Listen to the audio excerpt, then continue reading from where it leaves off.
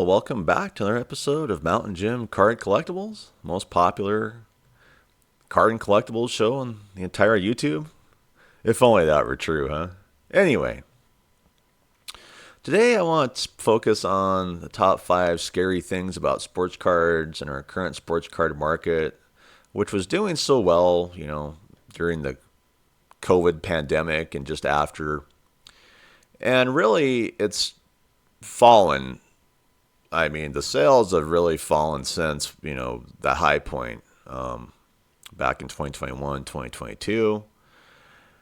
And, if you go to sports card shows, you can watch people talk about it on YouTube. You can experience it yourself, like my sports card shows. The sports card shows I went to, early 2023, were a lot more busy than they are than the one I just went to, about a month ago.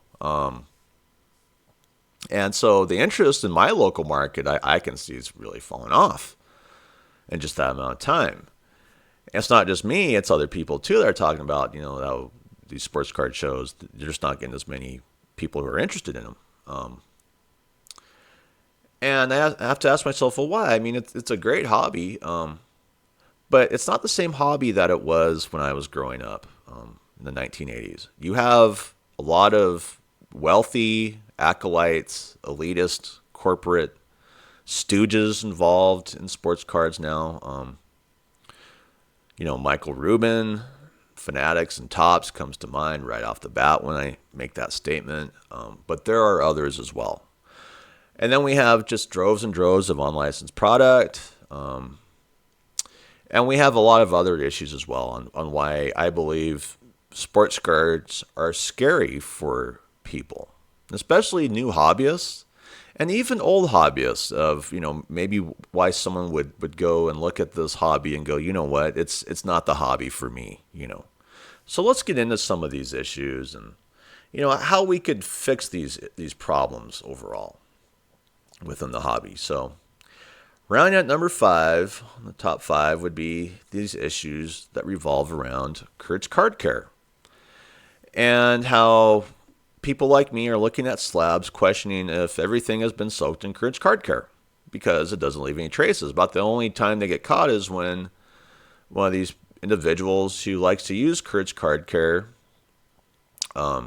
goes on and brags about using cards care and, getting a better grade on a card and making more money on the card, because that seems to be what sports cards have become all about now, is just making money. Making money. It doesn't seem to be about the player anymore. It doesn't really even seem to be about the collector or the fan. It only seems to be about the dollar.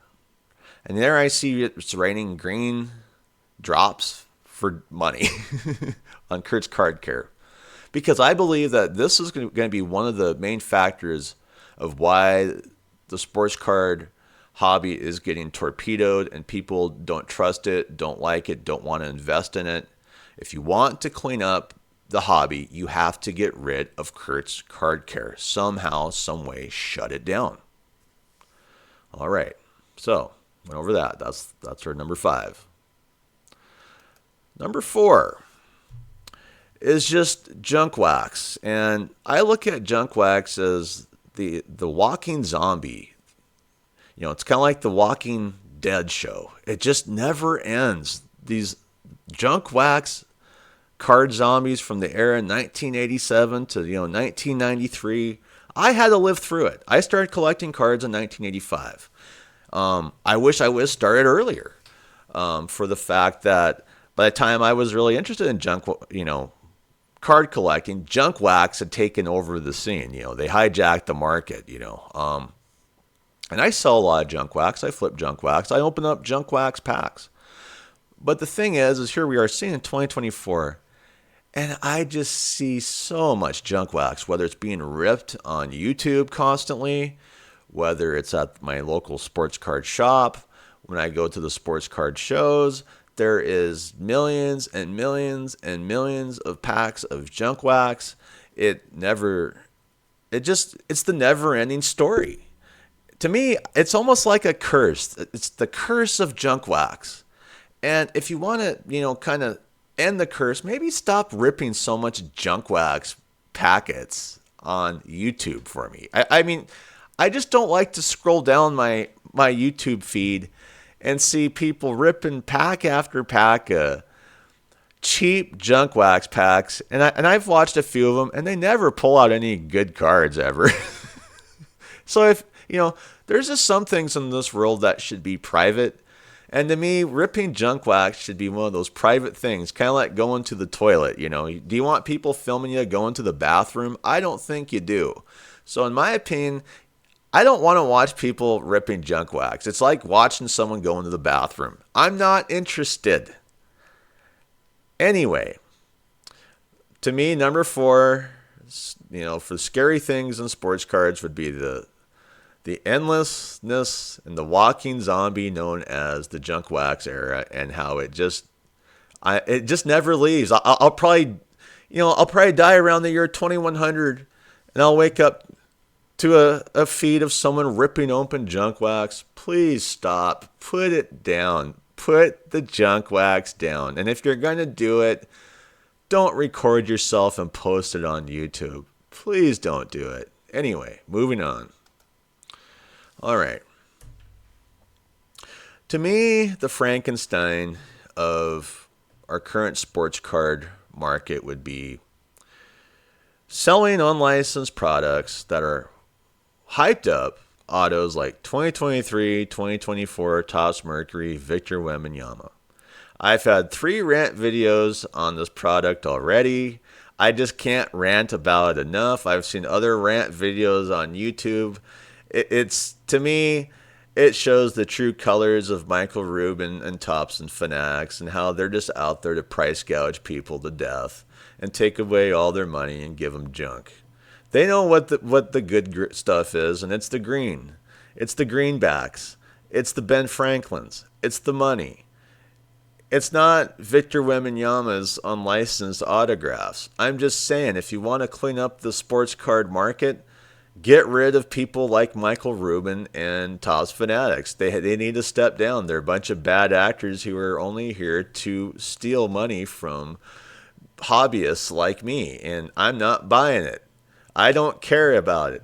If anything, with Michael Rubin trying to make all this bank off of Victor Wembanyama, I'm hoping that both of them go down the toilet. Victor Wembanyama and Michael Rubin. I just don't care about it anymore. I'd rather, like I said in my other video, give me a Michael Jordan card. I would love a Michael Jordan rookie card, 86, 87 Flair, number 57 rookie card any day of the year compared to this trash. And if anything, it's not helping out the sports card market. It's just saturating the market with a bunch of autos that everyone knows that they ripped into this product so they could get rich or richer. And you have to admit, someone who's paying $8,000 for a box, what are they doing? Go to the stock market, loser. Get a life. Anyway, to me, that is the number 3 reason of, one of the scariest things about sports cards. So the Frankenstein known as Topps Mercury. There you go. Anyway, let's move on. Oh yeah, and if you want to buy some unlicensed products, stick with Leaf. Anyway, let's move on to number 2. And number 2 on scary things about sports cards are CT scanners. Gaming the sports card market, there seems to be a new game every day, whether it's Kurt's Card Care, whether it's selling unlicensed products for close to 10 grand, whether it's using CT scanners to game people. Now ask yourself this. With that 2023-2024 Topps Victor Wembanyama that we just went over, and the big 1-of-1 Michael Jordan logo patch card with the Wembanyama auto, that's already was ripped open on Topps Fanatics Live. Ask yourself, was that box CT scanned? I bet it was. I can't prove it, but I'm just saying, I wouldn't bet, I bet most everything on Fanatics Live has been CT scanned anymore. Let's give them a good show. Let's rip the best stuff. It's we only get the best stuff, even though we're pretending that we're marketing it to you because we're the Topps Fanatics machine.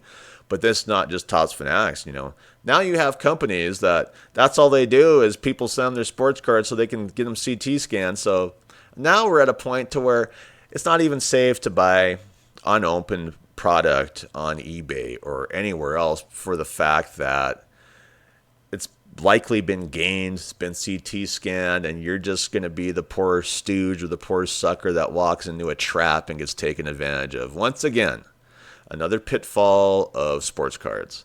And so for scary things about sports cards, CT scanners to me are definitely one of the reasons to stay out of the hobby. Don't bother, because you're just likely going to get taken advantage of somewhere along the way. That seems to be part of the sports card hobby, is just people taking advantage of others. It's as dark gets, It's a horror story. It's the Amityville horror on steroids, and we are all cursed. Okay, so let's move on to the number one scary thing about sports cards in the hobby. Big surprise, Michael Rubin and Topps Fanatics, vampires. They are the vampires of the sports card industry, and they love being the vampires. Why? Because they know what the most important thing about sports cards is in their world. And what is that? Money! Making money and taking advantage of others. I mean, we can't even buy low-end sports cards without, shelling out almost $100 on the stuff now, thanks to these guys. So if anything has ruined the sports card market since its highs in the COVID pandemic, it would be the Topps Fanatics Michael Rubin vampire machine. His white parties, his elitist attitude, how he has to fly all over the country and do all this as $1 billion corporation when he's just selling something as simple as sports cards that you could go and buy yourself all you wanted for about $20 in the 1980s. He's turned it into thousands and thousands of dollars. So to me, that is what's hurting the market the most. That's what's scaring out, people who are thinking about entering the hobby. There are just bad actors in our sports card market. And, you have a lot of people that'll stick up for these guys. I never will. And that's because I started collecting sports cards in 1985. Sports cards were meant to, as a hobby, kind of like fly fishing. Maybe I should get back into fly fishing and tie flies all day and try and sell my flies rather than messing around with sports cards. If you're going to pick a hobby that you're going to make some money off of. I don't see me making much money off of sports cards. Why? Because everyone else is making a ton off of it, especially Michael Rubin. So if you're thinking about doing hobbies, consider fly fishing. That's a great hobby. I used to do that as a kid. I should have stuck with it more. I wish I would have stuck with it today. I should be talking to you about fly fishing and not sports cards. But I'm just saying, for a hobby, Topps Fanatics is bad for the hobby. They need to go away. Everyone and everything I just went over for the top 5 needs to leave the hobby. Now, will they leave the hobby? Likely not. We are cursed. We are like living in the Amityville whorehouse on cursed burial grounds in this hobby with these guys.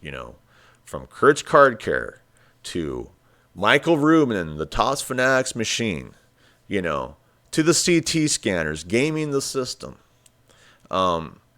There's a lot of reasons not to get involved in this hobby currently. Would you be better off sticking with Hot Wheels? Would you be better off sticking with diecast? Would you be better off, like I said earlier, maybe doing fly fishing, water polo, golfing? Probably.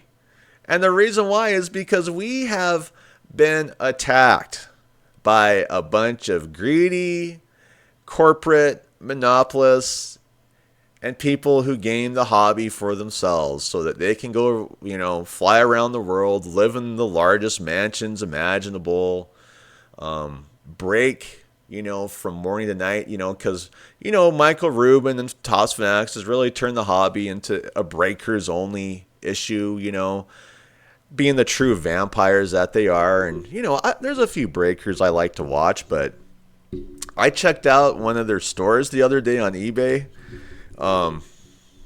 Wasn't impressed. Those prices were way too high on a bunch of just deadbeat players. I I doubt that that person will watch this episode, but I'm laughing at your show, buddy.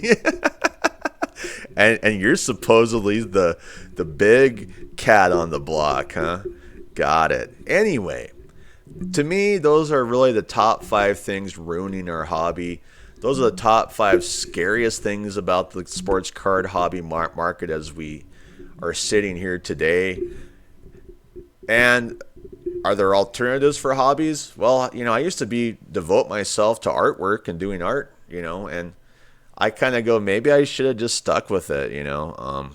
I've always liked sports cards, and I re-entered the market, and thinking, maybe I'll get some love for all the cards that I've had in my collection. But really, in this market, the only respect I've noticed from hobbyists that are serious is they like to kiss butts, kissing butts of millionaires, and I can't do it.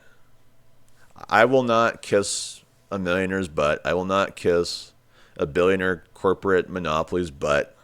That will never happen in my lifetime. If anything, I'll just move on down the road and do something else.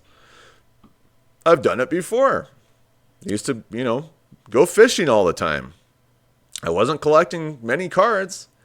If anything, I maybe be in a gas station at an area where I was fishing at with my dad and say, hey, there's a $2 card. I'm ripping open on the way to the boat launch. You see my point is this hobby is getting toxic. It's scary. And if you want people involved, you're going to have to clean it up. But honestly, I don't know how to clean up the junk wax. I think junk wax is going to haunt me, like I said, till the day I die. It's the walking zombie of the trade.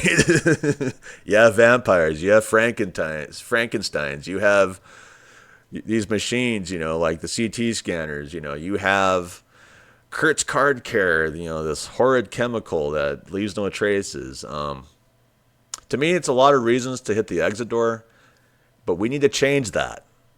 We can change it, but I'm just not sure how. Anyway, hope you enjoy this episode.